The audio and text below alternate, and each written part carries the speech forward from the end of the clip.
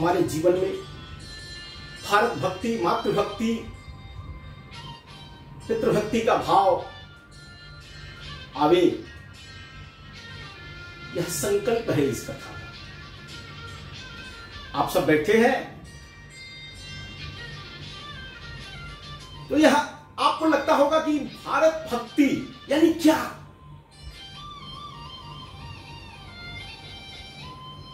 हमारे यहां कहा जाता है कि तीनों त्रिलोक 14 भुवन में यह धरती अद्भुत है, और उस भाव से जब हम धरती माता का वर्णन करते हैं तो यह भारत भूमि पवित्र भूमि, पुण्य भूमि, देव भूमि, और इसमें हमारा जन्म हुआ है। तो हमारे कर्तव्य क्या हो रहे हैं? क्योंकि भारत में कहा गया है कि अधिकार से ज्यादा कर्तव्य पर हमारा विश्वास है। कर्तव्य यानी धर्म। एक मनुष्य होने के नाते, एक घर का मुखिया होने के नाते, एक सामान्य नागरिक होने के नाते हमारा धर्म क्या है? वह मनुष्य के लिए हो, वह प्राणी मात्र के लिए हो, वह सृष्टि के लिए हो, तो मन को अजीब सा लगता है कि धर्म कर्म की बातें में ये तो हो रही है, उसमें ये सब बातें कहां से आती है? ये सनातन चिंतन है, यह अद्भुत गाथा है। क्योंकि भारत प्राचीन राष्ट्र रहा है, सनातन यहां का चिंतन रहा है, और इस सनातन चिंतन में जब बात होती है हिंदू धर्म की, तो अनेक लोगों के मन में प्रश्न खड़ा होता है कि यहां के इतिहासकारों ने जो झूठी बातें फैला रखी है कि हिंदू शब्द की कहीं व्याख्या नहीं है,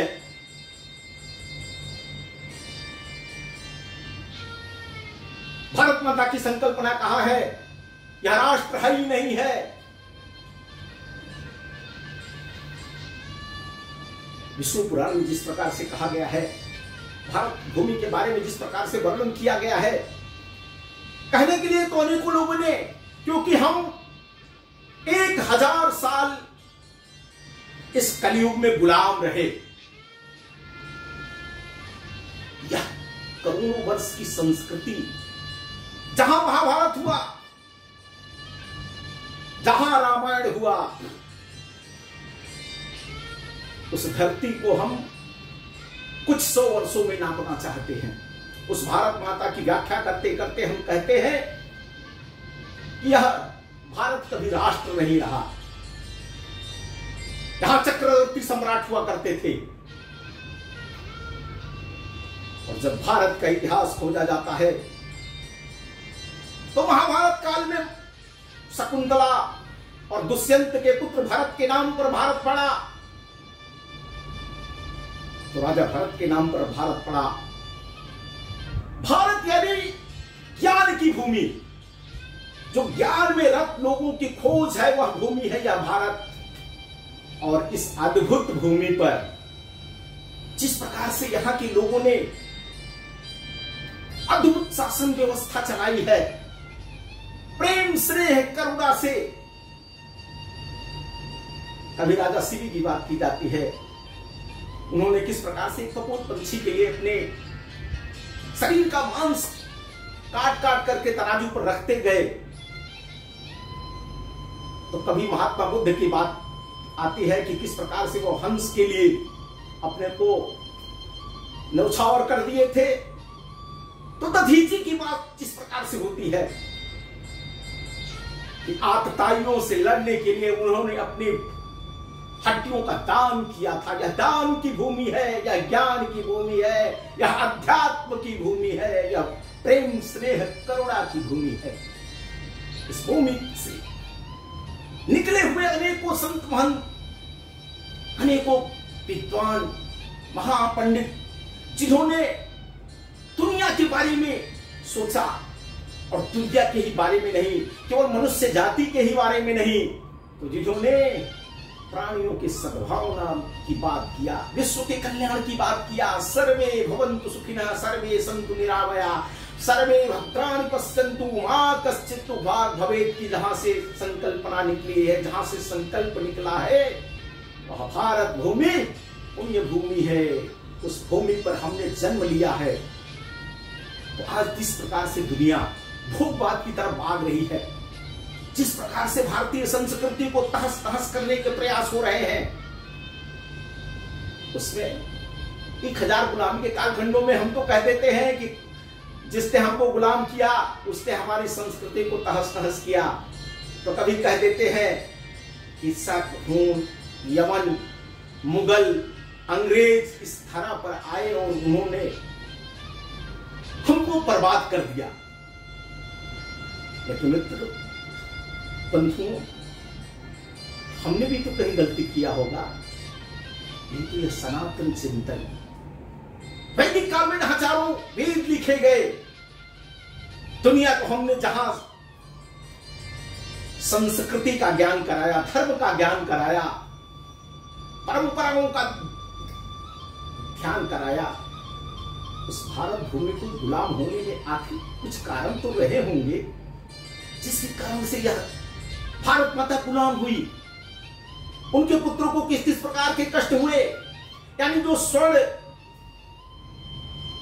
युग था भारत का, जो जिसमें सोने की चिड़िया हम कहे जाते थे,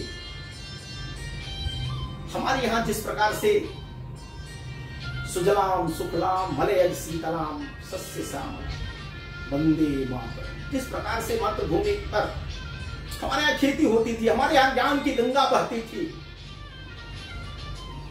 उस भूमि में 1000 वर्षों में किस प्रकार से हमको तबाह किया गया, हमारी संस्कृति को किस प्रकार से तहस तहस किया गया। और जब मैं संस्कृति की बात कह रहा हूं तो खान पान पहनावा भाषा नहीं राष्ट्र की है परिभाषा। हमारे यहाँ अनेकों प्रकार के व्यंजन बनते हैं, अनेकों प्रकार के हमारे यहाँ भाषाएं हैं, बोलियां हैं, जाति है, समाज है, शासन व्यवस्था छोटे छोटे राजाओं के अनेकों प्रकार के चलते थे, फिर भी यह भारत माता थी। यहां पर कोई शंकराचार्य निकलते हैं दक्षिण से और उत्तर तक, पूरब से पश्चिम तक की यात्रा करते हैं। आज भी पूरब का आदमी पश्चिम जाता है धार्मिक यात्रा करने के लिए, दक्षिण का उत्तर आता है। बाबा विश्वनाथ पर अगर दक्षिण के लोगों की जितनी श्रद्धा है उतने उत्तर पूरब पश्चिम चारों तरफ के लोगों की है।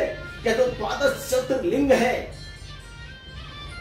बाबा भोलेनाथ का समय यह श्रावण मास चल रहा है।